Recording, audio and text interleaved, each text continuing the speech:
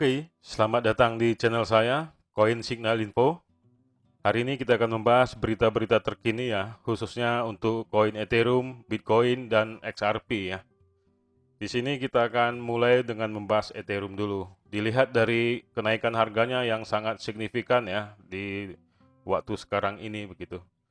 Dan kalau kita lihat dari segi berita ya, kenapa kira-kira Ethereum bisa menanjak sangat tinggi seperti ini ya? Kita lihat kapitalisasi pasarnya juga sudah sangat baik sekali gitu, karena sudah melewati di all time high-nya. Di sini kalau kita lihat dari berita ya, Grayscale buys Ethereum worth 38 million dollar ya, sekitar 38 juta US dollar setelah altcoinnya setelah menyentuh di ATH itu gitu, di all time high-nya gitu. Jadi kan all time high-nya Ethereum kan di 20 juta. Dan itu sudah melewati ya. Sekarang sudah di 22 juta gitu. Justru pada saat di all time high ini, si Grayscale ini membeli Ethereum sebesar 38 juta US dollar. Dan itu mungkin memicu kenaikan Ethereum sekarang gitu hingga mencapai 22 juta ya per koinnya gitu. Karena seperti kita ketahui ya, Grayscale ini salah satu yang banyak menggoncang juga nih beberapa koin gitu ya. Termasuk XRP waktu itu juga pada kasus SEC-nya gitu, si Grayscale ini ngedam malah gitu, menarik semua XRP-nya gitu dan memindahkannya ke Bitcoin pada waktu itu gitu dan beberapa instrumen lain gitu. Nah, seperti ini Ethereum ini juga begitu. Grayscale ini juga membeli Ethereum ya dengan harga dengan jumlah 38 juta US dollar pada saat harga di all time high di harga 20 juta gitu. Nah, inilah yang membuat salah satu kenaikannya gitu. Dan beberapa berita juga banyak membahas tentang positifnya Ethereum ini gitu. Seperti ada yang lain lagi ini dari You.Today ya. Ini juga berita terkini nih yang baru saja rilis ya. 2 miliar US dollar gitu loh. Itu lumayan sangat besar. Migrasi dari Tron gitu ke Ethereum. Jadi senilai 2 miliar Tron pindah ke Ethereum gitu. Dan itu dinyatakan oleh seorang Paulo Ardonio. Dia adalah seorang Chief Officer Technical ya di Bitfinex and Tether Ltd ya. Dia menyatakan setelah dari Twitternya ini 4 jam setelah Twitternya ini akan memindahkan dana itu gitu, migrasi dana ya dari Tron ke Ethereum gitu sejumlah 2 miliar US dollar gitu. Gila itu besarnya. Kalau ini aja tadi 38 juta US dollar ya. Lebih gila lagi datang nih 2 miliar US dollar gitu. Dan tentu saja ini memicu kenaikan Ethereum ya. Karena di samping itu ya kenapa bisa begitu ya? Tidak sepenuhnya mereka yang melakukan ini gitu. Ini bukan berarti pump juga gitu namanya ya. Ini mereka sebenarnya menambah investasinya gitu. Jadi tujuannya untuk safe haven gitu ya, kayak emas ibaratnya. Tapi ini ke Ethereum gitu. Karena mereka melihat Ethereum ini sebagai platform pada koin-koin DeFi gitu. Dan mereka melihat koin DeFi ini kan sangat inovatif. Nah, hal-hal itu yang membuat mereka berani gitu. Bahkan di harga tertingginya ya di 20 juta gitu, mereka beli lagi di situ gitu. Kalau istilah sahamnya averaging up ya. Biasanya kan kalau kebanyakan kan averaging down gitu ya, membeli lagi di bawah, membeli lagi di bawah gitu ya. Ini malah dia membeli ke atas gitu. Kenapa bisa seperti itu gitu ya, gerak-geriknya gitu ya. Karena mereka mempunyai keyakinan yang sangat tinggi. Berarti namanya averaging up itu berarti tujuannya adalah investasi. Investasi yang sangat yang bisa dibilang lumayan panjang lah gitu. Bahkan mungkin bisa 10 sampai 20 atau 30 tahun gitu ya.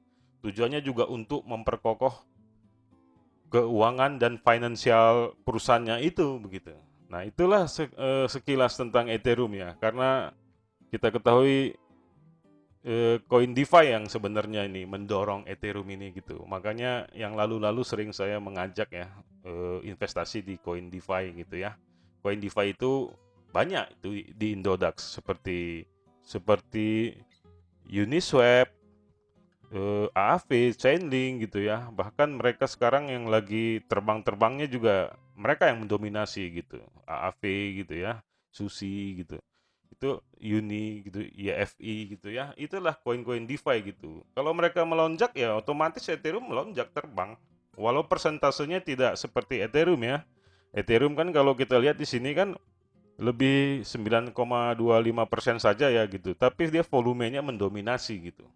Kenapa bisa seperti itu? Karena banyak koin-koin DeFi menggunakan platform ETH gitu, Ethereum. Dan ditambah lagi keyakinan-keyakinan para investor raksasa seperti ini gitu ya.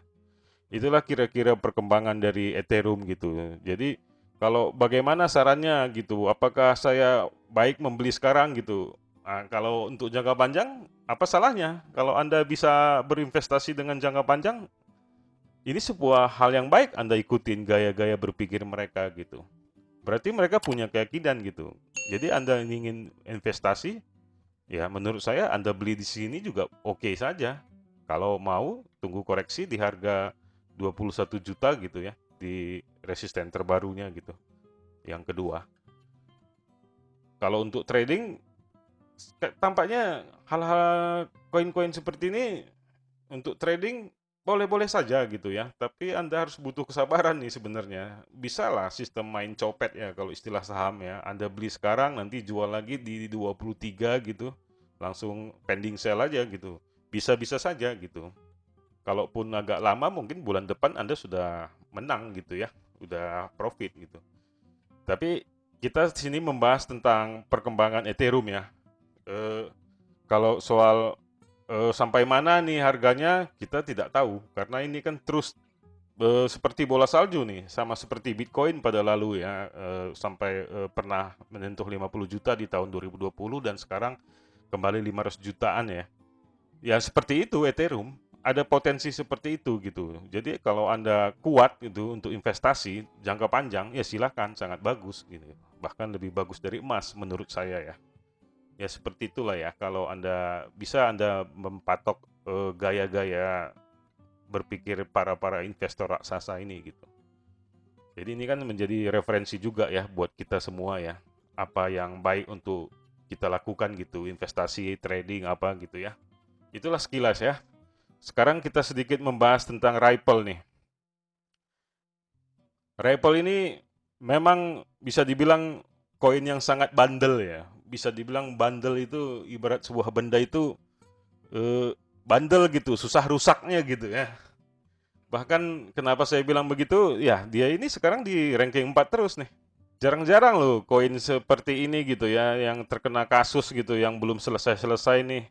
Bertahan gitu di ranking 4 terus gitu. Kalau koin lain udah hancur itu, udah mungkin nol gitu. Tapi beberapa analis bilang kalau dia kalah di persidangan, SRP bisa clearly nol. No, ya, kalau saya sih nggak percaya bisa nol, nggak mungkin gitu.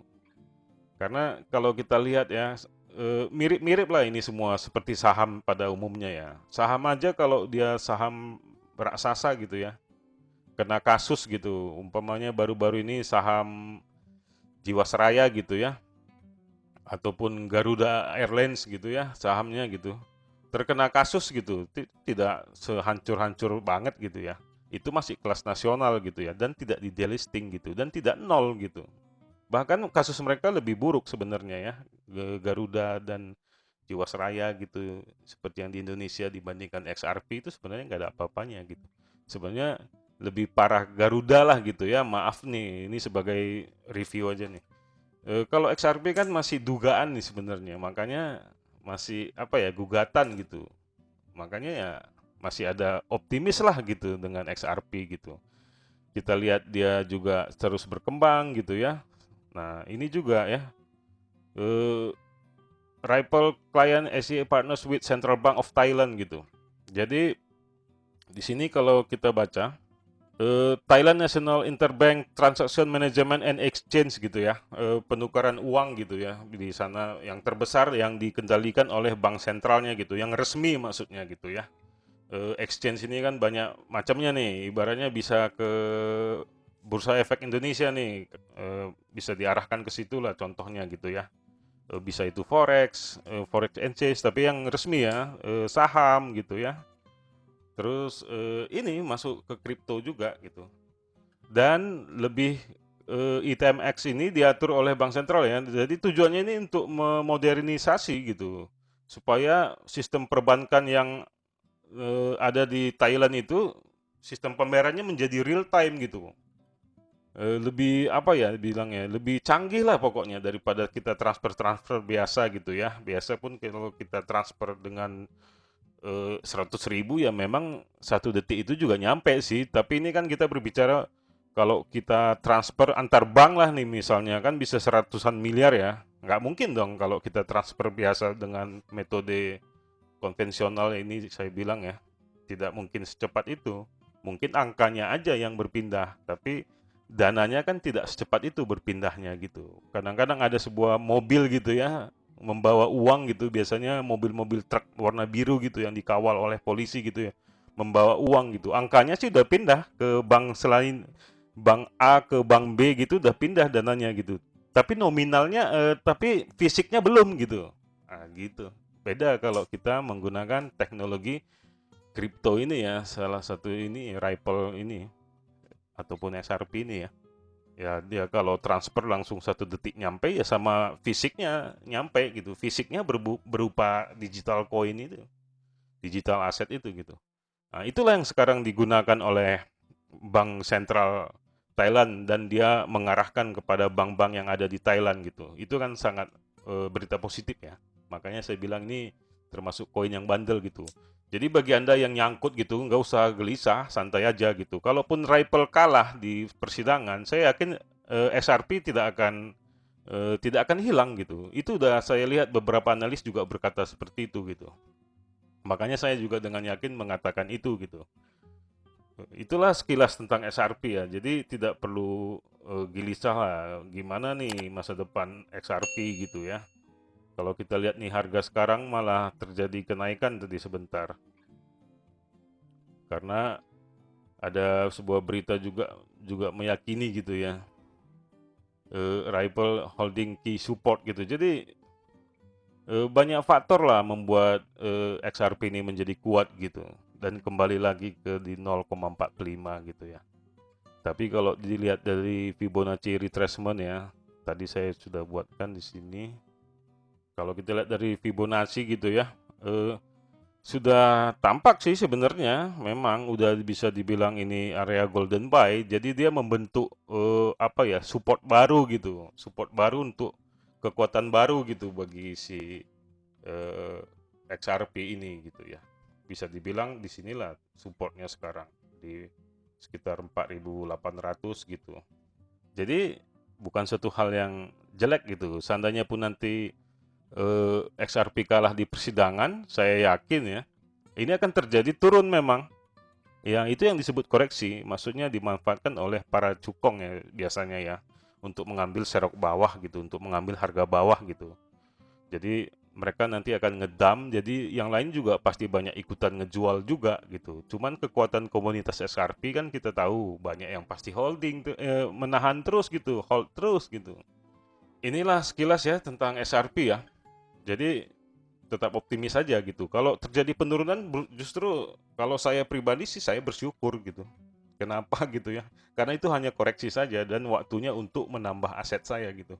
Karena XRP ya, kalau saya berprinsip gitu ya, koin-koin yang ada di 10 besar ini sangat baik sebenarnya untuk investasi ya. Sebenarnya kalau trading itu lebih cocok sebenarnya pada koin-koin yang bisa dibilang apa ya, kalau di istilah saham itu dilapis 3 gitu. Ibaratnya koin-koin di bawah ranking 100 gitu. Nah, itu Anda bisa main trading gitu. Karena mereka kenaikannya juga bisa gila ya, bisa sampai tinggi sekali gitu. Cuman sayangnya kadang-kadang tidak liquid. Jadi Anda mau jual gitu tidak laku gitu. Maksudnya tidak terjual gitu karena tidak ada yang membeli gitu. Nah, itu dia. Tapi kalau kita lihat di 7 hari terakhir ini ya, ya kita lihat nih koin-koin yang ranking di bawah 50 ya. Terjadi kenaikan yang sangat tinggi sekali gitu. Kalau ini WSB Wall Street Bets ini hanyalah lelucon ya, jangan dipandang serius ini, sekedar aja nih. Karena waktu corona juga pernah nih tisu di peringkat pertama ini gitu. paling tinggi apanya kapitalisasinya gitu, volumenya ya maksudnya. Ini hanya leluconan saja gitu. Kita lanjut bahas ya tentang apa ya, perkembangan selanjutnya yaitu sedikit ya tentang Bitcoin. Bitcoin di sini terjadi sebuah trust yang tinggi nih. Jadi saya pernah bahas ya, Bitcoin bakal ke 1 miliar, tapi terjadi koreksi dulu gitu, dan terjadi ya koreksi itu gitu. Tapi di situ ada beberapa analisis bilang ya sampai 16.000 US dollar gitu, tapi tampaknya nggak sanggup ya karena Bitcoin ini mempunyai eh, berita-berita positif gitu karena dia udah seperti emas ya, hampir mengalahkan emas, malah bahkan sudah mengalahkan emas gitu dari segi investasi dan untuk safe havennya kita gitu sebagai pribadi kita masing-masing gitu kan. Biasa kita kalau suka menjaga kekayaan kita kan, kita beli emas nih, beli ya 10 gram, 100 gram, 1 kilo gitu ya. Ini orang udah mengarah ke beli Bitcoin gitu. Bahkan perusahaan-perusahaan seperti kelas Visa gitu loh, atau Mastercard, tapi ini Visa ya yang kita dapat beritanya ya. Jadi Visa ini menggerakkan kripto API institusi dan bank untuk membeli Bitcoin gitu. Jadi tujuannya adalah untuk aset digital gitu. Dan tadi saya baca di sini juga bahwa suatu saat si beberapa perusahaan itu sudah bisa membeli Bitcoin di bank-bank, khususnya yang bekerja sama dengan Visa gitu. Dan itu kan akan menjadi sebuah trust yang lebih tinggi lagi gitu. Karena pada dasarnya emas juga awalnya begitu. Tadinya kan orang nggak tahu itu emas apa, hanya diinjak-injak gitu ya. Seperti di zaman Inka ya, zaman Inka di Amerika Selatan, di kerajaan-kerajaan Inka, Indian gitu ya. Orang Spanyol itu bingung gitu, loh gila nih orang nih, emas kok diinjak-injak begini, kok kayak nggak ada harganya gitu ya. Jadi seperti itulah Visa ini gitu, melihat Bitcoin ini gitu. Ya ini kripto ini sebuah hal yang berharga banget gitu loh gitu. Seperti emas pada waktu zaman Spanyol menjajah ekspansi ke Amerika Selatan sana gitu ya. Sementara di kerajaan-kerajaan Inka itu emas itu dibuat jadi gelang lah, buat jadi mahkota gitu, buat jadi pakaian malah emas gitu. Karena begitu banyaknya emas di sana gitu ya. Sehingga itu diadopsi dan seperti ini kripto ini di blow up gitu, dipasarkan gitu, dimarketingkan gitu, dipromosikan gitu. Begitulah Bitcoin ini, begitulah Visa memandang Bitcoin sekarang ini gitu. Karena pasti mereka sudah mempelajari itu gitu. Jadi ini juga sebuah hal yang baik gitu untuk investasi karena bisa menjadi buah pikir kita gitu untuk membaca pikiran mereka ya. Oh, begini mereka ternyata keyakinannya terhadap kripto ya gitu. Dan di sini menariknya juga ya, untuk mempertahankan Bitcoin dan another cryptocurrency. Berarti bukan Bitcoin saja gitu. Bisa dibilang seperti yang ada koin-koin yang ada di Coinbase lah ya. Kita patokannya di Coinbase karena Coinbase ini kan bisa termasuk selektif sekali gitu memilih koin yang ada di exchange-nya gitu ya. Makanya mereka tidak terlalu banyak koinnya. Jadi mungkin saja seperti itu, seperti PayPal gitu ya, sudah menyediakan Bitcoin, Ethereum gitu. Itulah untuk perkembangan dari cryptocurrency dan Bitcoin. Jadi banyak berita-berita yang sangat positif gitu. Seperti ini juga ya, growing faster than the internet gitu. Jadi kecepatan pertumbuhan dari Bitcoin ini bahkan mengalahkan pertumbuhan internet gitu. Dan bahkan bisa menyentuh 1 miliar pengguna gitu. 1 miliar pengguna di 2025 gitu. Jadi kan bisa dibilang di bumi ini pengguna internet ini sebenarnya belum nyampe 1 miliar gitu loh. Jadi bagi Anda yang sudah menggunakan internet ya berarti Anda bisa dibilang smart people ya kalau istilah Deddy Corbuzier gitu. Anda termasuk manusia yang cerdas, manusia yang modern gitu. Apalagi Anda mengetahui tentang Bitcoin gitu di tahun ini gitu, dimulai di tahun ini ataupun di tahun-tahun yang lalu. Ya bisa dibilang Anda itu manusia modern malah gitu ya. Karena sudah lebih terjadi lompatan gitu. Karena pada dulu ada internet juga kan orang-orang tertentu yang menggunakan internet gitu. Banyak orang yang malah tidak menggunakan internet. Hanya beberapa saja gitu di tahun-tahun 90-an gitu ya. Seperti sekarang ini nih. Bitcoin juga yang mengetahui juga mungkin kita-kita ini aja di Indonesia kayaknya ya. Karena kita kadang berbicara dengan paman kita atau keponakan kita, mereka tidak tahu Bitcoin. Apa itu Bitcoin? Gitu. Jadi mereka merasa aneh topiknya gitu. Nah itulah perkembangannya ya. Dan itu nanti lama-kelamaan seperti keponakan kita, paman kita akan mengetahui itu semua. Karena apa? Diadopsi oleh bank-bank besar seperti Visa apa semua sebagai aset safe haven mereka gitu. Itulah perkembangannya. Kalau kita lihat bagaimana nih, apakah layak untuk dibeli saat ini? Kalau saya sih belum berani karena terlalu tinggi harganya. Dan saya sudah memiliki juga sebenarnya. Jadi saya lebih mengarah begitu, mengkoleksi sebenarnya mana yang menarik, mana yang canggih gitu ya. Saya beli beli semampu ada keuangan saya lah tentunya ya gitu. Lebih ke arah investasi juga sebenarnya. Kecuali ada momen-momen tertentu gitu yang bisa ditradingkan gitu ya. Ya saya ambil aja kesempatan itu gitu. Ini kayaknya Indodax lagi down nih. Saya lihat nih. Karena lagi terjadi lonjakan pada Ethereum nih kayaknya. Itulah sekilas ya, sampai di sini saja kita bahas seputar perkembangan dan berita terkini ya. Tadi kita ketahui tentang Grayscale membeli Ethereum sebesar 38 juta ya, US dollar gitu ya, gila ya. Dan ini juga 2 miliar USDT to migrate from Tron to Ethereum gitu. Kayaknya Tron bakal anjlok nih harganya nih. Kalau seperti ini ceritanya nih. Kita lihat harga Tron ya, dan terjadi sideways gitu karena minat pasar berkurang. Ya, itulah dia kalau dilihat dari sideways-nya ya, grafiknya. Itulah sekilas ya, saya bahas tentang ini gitu. Saya belum mendapatkan ada informasi saya dengar ya, kalau Dogecoin katanya mau dipump gitu, tapi saya tidak mengetahui dengan pasti gitu ya. Kalau kita lihat Dogecoin juga gimana ya, volumenya juga kayaknya banyak yang nyangkut masih nih, dan masih banyak berharap gitu ya. Kita lihat grafiknya juga sideways, banyak yang hold, tidak ada yang tertarik untuk membeli dan menjual. Nah inilah ciri-ciri Shadway ini. Tapi ini bisa terjadi breakout. Bagi Anda yang memegang Dogecoin, ya sebaiknya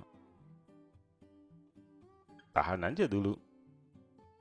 Kalau Anda punya dana lebih atau punya budget lagi gitu ya dari manajemen money Anda, silahkan buy. Di sini juga boleh.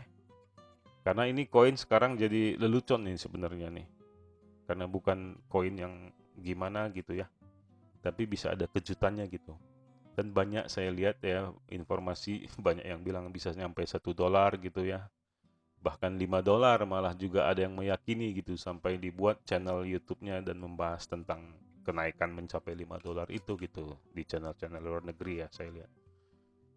Kalau saya sih nggak terlalu begitu ya cara berpikirnya ya. Saya selalu berpatokan pada grafik-grafik ini gitu. Dan ya ini kan sudah ada histori terbaru ya tentang Dogecoin ya. Kalau kita lihat ada resisten-resisten baru gitu yang harus ditembus oleh Dogecoin gitu. Waspada saja, jadi Anda bisa patok aja gitu pada saat membeli atau menjual gitu ya.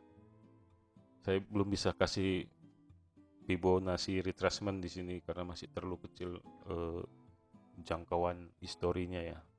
Karena ini historinya baru terjadi nih sebenarnya. Ini pencetak sejarah nih sebenarnya untuk Dogecoin sendiri gitu. Oke, inilah sekilas ya. Saya bahas tentang beberapa koin ini. Semoga dapat menjadi pertimbangan untuk Anda semuanya ya. Apakah investasi, trading gitu ya. Silakan subscribe, tekan lonceng, dan silakan di-share untuk mendapatkan referensi lain ya. Saya tidak memaksa untuk percaya ya. Jadi Anda bisa share ke teman-teman dan keluarga terbaik Anda untuk mempelajarinya gitu. Semoga ini bisa menjadi kesempatan yang manis untuk Anda ya. Jadi banyak berita-berita menarik gitu yang mendukung semua pergerakan grafik ini gitu. Jadi ini bisa menjadi sebuah kesempatan lah buat Anda gitu ya, dan menjadi sumber informasi yang baik untuk Anda gitu. Semoga menjadi keuntungan ya bagi kita semua. Ini di akhir kata saya ucapkan salam profit ya. Jangan lupa subscribe dan tekan lonceng dan share. Terima kasih.